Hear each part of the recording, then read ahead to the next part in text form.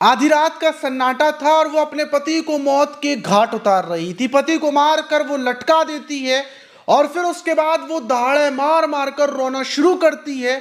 दहाड़ों की आवाज इतनी तेज थी कि गांव के लोग उसकी चीखों की आवाज सुनकर उसके घर पहुंच जाते हैं और वो इतनी तेज दहाड़े मार मार कर रो रही थी कि हर किसी की आंखों में आंसू आ जाते हैं। और फिर वो 2 दिनों तक रोती रहती है। किसी को भी यकीन नहीं था कि इसी ने अपने पति की हत्या कर कर पति को टांगा है। सबको यही लग रहा था कि ये तो बेचारी बेकसूर है, उसके ऊपर सबको तरस आ रहा था।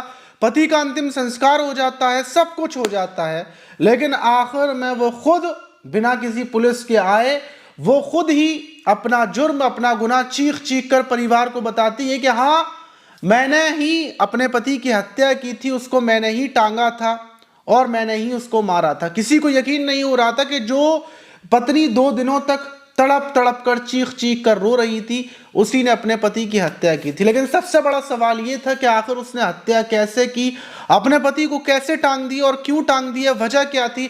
जब इस पूरी कहानी को शुरुआत से आप सुनेंगे तो आप हैरत में पड़ जाएंगे। तो चलते हैं और जो आज की घटना है उसको शुरुआत से जानते हैं आखिर तक। तो दोस्तों, मेरा नाम माज है, उम्मीद है कि आप सब अच्छे होंगे, सुरक्षित होंगे। और जो आज की घटना है वो आगरा की है और आगरा का थाना एकता है और वहीं का एक लोधई गांव है। और उसी गांव में 10 फरवरी की सुबह सुबह लगभग 4 बजे का टाइम था कि जो गांव वाले थे वो एक महिला के रोने की आवाज़ सुनते हैं और जो चीखों की आवाज़ थी वो बहुत तेज़ आ रही थी। गांव वाले अपने अपने घर से बाहर आ जाते हैं और वो देखते हैं कि जो आवाज़ आ रही है वो आवाज़ गौरी के घर से आ रही है। मतलब गौरी अपने पति लवकेश के साथ रहती है और वहीं से आवाज़ आ रही है। गांव वाले दौड़ते हैं कि आखिर गौरी इतनी दहाड़े मार मार कर क्यों रो रही है, चीखने की आवाज़ आ रही है कि आओ बचाओ बचाओ, इनको उतारो। और जब सारे लोग अंदर पहुंचते हैं, मतलब घर के जो गौरी का कमरा था उसमें पहुंचते हैं, तो देखते हैं कि गौरी अपने पति के पैरों को अपने कंधों पर रखी हुई है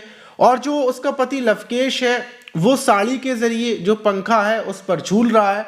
अब ये देख कर नज़ारा फौरन गांव वाले लवकेश को मतलब बचाने की कोशिश करते हैं और गांव वाले देखते हैं कि शायद लवकेश खुद पंखे पर लटका है। और जब गौरी ने मतलब देखा है तो गौरी अपने पति को बचाने की कोशिश कर रही है। वहीं फौरन लवकेश को उतारा जाता है और गौरी अपने पति की मतलब मुंह में सांस फूंकने की कोशिश करती है, सीने को दबाने की कोशिश करती है, पानी डालती है। गांव वाले भी यही करते हैं क्योंकि रात के 4 बजे का टाइम, लवकेश को कहाँ हॉस्पिटल लेकर जाएं, लेकिन उससे पहले चेक तो कर लें कि आखिर लवकेश जिंदा है या मतलब वो मर गया। जब ये सब करने के बाद भी लवकेश की सांसें चेक की जाती है तो सांसें नहीं चल रही थी। फौरन ये खबर लवकेश के जो पिता हैं सुरेश चंद, उनको दे दी जाती है। सुरेश चंद भी मौके पर पहुंच जाती हैं और जो ये गौरी थी ये दहाड़े मार मार कर बराबर रोए जा रही थी। अब गांव वालों को ये लगता है, गौरी बताती है कि मैं अपनी बच्ची के साथ सो रही थी क्योंकि गौरी की बच्ची की 3 साल की उम्र है, वो अपनी बच्ची के साथ चारपाई पर सो रही थी, लवकेश नीचे सो रहे थे। और रात सुबह जब उसकी आंख खुली उसने देखा कि लवकेश अपने बिस्तर पर नहीं है और अचानक से उसकी नज़र पड़ी कि पंखे पर कोई झूल रहा है।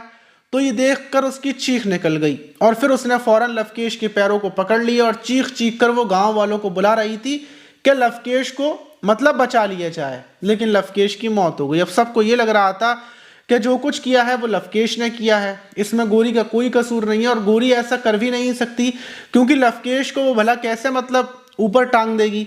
तो इसलिए जो लवकेश के पिता थे सुरेश चंद वो भी आते हैं और सब लोग गांव वाले लवकेश की बॉडी को बाहर रख देते हैं। सबको यही था कि लवकेश किसी टेंशन में था। वहीं सुरेश चंद से पूछा जाता है पिता से, क्योंकि लवकेश पिता के साथ ही जो विजयनगर है वहीं पर ये लाइट फिटिंग का काम करता था, वहीं रहता था और ये हफ्ते में 1 चक्कर अपनी पत्नी के यहाँ पर आकर लगाता था। अपने पिता के साथ ही आता था और 2 दिन पहले ही अपने पिता के साथ यहाँ पर आया था। और अब इसने ऐसा कदम क्यों उठा लिया? जब पिता से पूछी जाती है तो पिता बताते हैं कि नहीं, लवकेश जरा सा भी टेंशन में नहीं था, ना कोई वजह थी, उसके पास पैसे भी बिल्कुल ठीक ठाक थे, लेकिन फिलहाल में अपनी पत्नी से इसका विवाद जरूर चल रहा था। ये अड़ोसी पड़ोसी बताते हैं कि थोड़े दिनों से बराबर आए दिन दोनों के बीच विवाद हो रहा था, लेकिन विवाद किस बात पर हो रहा था ये किसी को नहीं पता था। 9 फरवरी को शायद लवकेश ने रात के टाइम ये कांड किया होगा, 10 फरवरी लग गई होगी और फिर उसके बाद 10 फरवरी की शाम को पूरे गांव वाले मिलकर, सब लोग मिलकर लवकेश की बॉडी को ले जाते हैं और अंतिम संस्कार कर देते हैं। वहीं 11 फरवरी लगती है। 11 फरवरी को लवकेश शांति का एक हवन होता है, ये सब कुछ हो रहा था। लेकिन इन सब चीजों के बीच में ही एक जो पड़ोसी हैं संजय चौहान, वो सिर्फ गौरी को देख रहे थे और वो गौरी को देख देख कर और इन सब को देख कर उनके दिमाग में कुछ और ही चल रहा था। और वो लवकेश के पिता सुरेश चंद्र के पास जाते हैं और बोलते हैं क्या जो कुछ लवकेश के साथ हुआ है वो लवकेश ने नहीं किया, जो कुछ किया है वो गौरी ने किया है। मुझे अंदाजा है क्या गौरी ने ही मतलब मारा है लवकेश को और कुछ भी नहीं हुआ। अब जब पिता मतलब हैरान हो जाते हैं और जितने भी लोग थे वो सब हैरान हो जाते हैं कि भला गौरी ऐसा क्यों करेगी और गौरी ऐसा कैसे कर लेगी, अपने इतने पति भारी पति को ऐसे ऊपर कैसे टांग देगी। लेकिन जो संजय चौहान थे वो बोलते हैं कि नहीं, गौरी ने किया है। पहला सवाल उसमें यह आता है कि क्यों, कैसे किया है। और संजय चौहान बताते हैं कि देखो जब हम लोग अंदर गए थे गौरी की आवाज सुनकर तो तुम लोगों ने एक चीज को नोटिस नहीं किया था कि जो लवकेश था वो पंखे पर था लेकिन उसके पैर जमीन से छुल रहे थे और जो गौरी है वो पैरों को उठाई हुई थी बिना वजह, क्योंकि जब लवकेश के पैर जमीन से छुल रहे थे तो उसने लवकेश के पैरों को क्यों उठाया हुआ था। अगर पैरों को छोड़ दिया जाता तो वो पैर जमीन पर आ जाते। तो सोच कर देखिए कि लवकेश की सांस कैसे रुक जाएगी। और दूसरी चीज जो सबसे ज्यादा हैरान करने वाली है वो ये है कि जब लवकेश को कोई टेंशन नहीं थी तो लवकेश ये मतलब ऐसा क्यों करेगा। और तीसरी चीज ये कि लवकेश की गौरी से थोड़े दिन पहले से ही आखिर लड़ाई क्यों चल रही थी।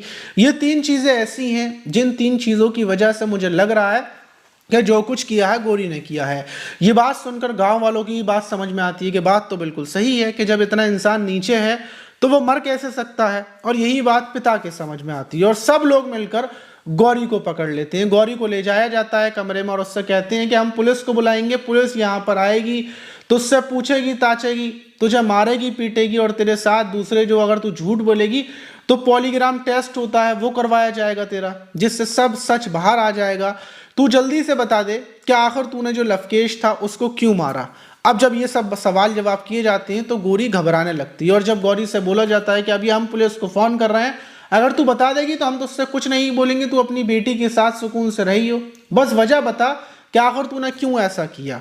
जब ये सवाल होते हैं तो गौरी टूट जाती है और गौरी बोलती है कि मुझसे गलती हो गई, आप पुलिस को ना बुलाएं, जो कुछ किया मैंने किया और मेरे प्रेमी ने किया। जब प्रेमी का नाम सब सुनते हैं तो सब हैरान हो जाते हैं। तो ये बताती है गौरी कि शादी के बाद सही लवकेश तो मतलब बाहर रहते थे क्योंकि यहाँ पर कोई कमाई नहीं है, लवकेश वहाँ रहते, यहाँ पर मैं अकेले तन्हाई में रहती थी क्योंकि वो हफ्ते में एक आध बार आते थे और नहीं भी आते थे तो मैं अपनी जिस्मानी तमन्नाएं कैसे पूरी करती, मैं कहाँ खुशी ढूंढती। लेकिन उसी बीच जो सुंदर है मेरा चचेरा देवर वो घर पर आता था और उसके आने के साथ साथ मेरे उससे संबंध बन चुके थे। हम लोगों का मजाक होता था, हम लोग साथ में बाजार घूमने के लिए जाते थे, किसी को भी कोई शक नहीं था, वक्त ऐसे ही चलता हुआ आ रहा था।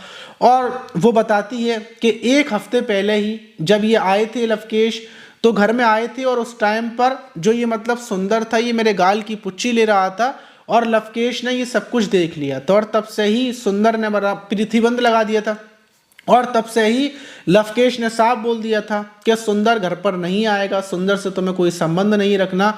और मैं बड़ी परेशान थी क्योंकि सुंदर का घर पर आना बंद हो चुका था और इन्होंने ये भी बोल दिया था कि अब अगर मैंने देख लिया या मुझे पता चली तो फिर उसके बाद मैं सबको बता दूंगा, तेरे परिवार को बता दूंगा। तो इस चीज़ से गौरी परेशान थी, गौरी टेंशन में थी कि अगर ये बात सबको पता चल गई तो लोग क्या बोलेंगे, सब लोग मेरे ऊपर ताने मारेंगे, फिर क्या होगा। और सबसे बड़ी चीज़ ये कि वो जो सुंदर है मतलब देवर, उसको वो प्यार करने लगी थी सच्चा, वो देवर के ही साथ रहना चाहती थी और उसने देवर के साथ मिलकर ये प्लानिंग को अंजाम दिया था। उसने ये बोला था देवर से कि देखो हम लोगों को अगर साथ में रहना है तो लवकेश को रास्ते से हटाना पड़ेगा क्योंकि उसने तुम्हारा यहाँ पर आना बंद करवा दिया है और तुम नहीं आओगे तो मैं तुम्हारे बिना कैसे रहूंगी। तो दूसरी तरफ सुंदर भी परेशान था।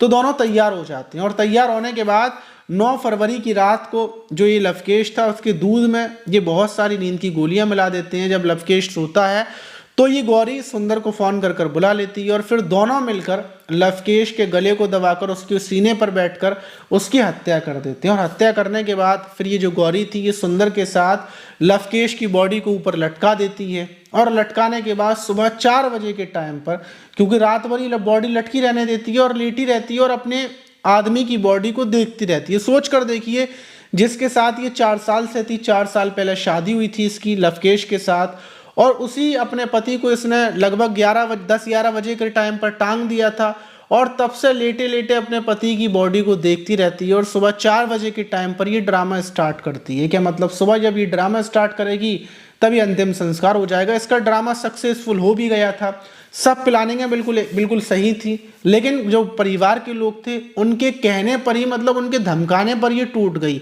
तो फिर उसके बाद पुलिस को फ़ोन कर देते हैं ये लोग। पुलिस पहुंचती है वहां पर एकता थाने की और गौरी को गिरफ्तार कर लेती है। फिर उसके बाद सुंदर को भी गिरफ्तार कर लिया जाता है और गिरफ्तार होने के बाद इस घटना का खुलासा होता है और लोगों को यकीन नहीं होता कि मतलब गौरी मासूम सी दिखने वाली उसने ऐसी खतरनाक घटना को अंजाम दे दिया। आप इस घटना पर क्या बोलना चाहेंगे? कमेंट बॉक्स में ज़रूर बताइए।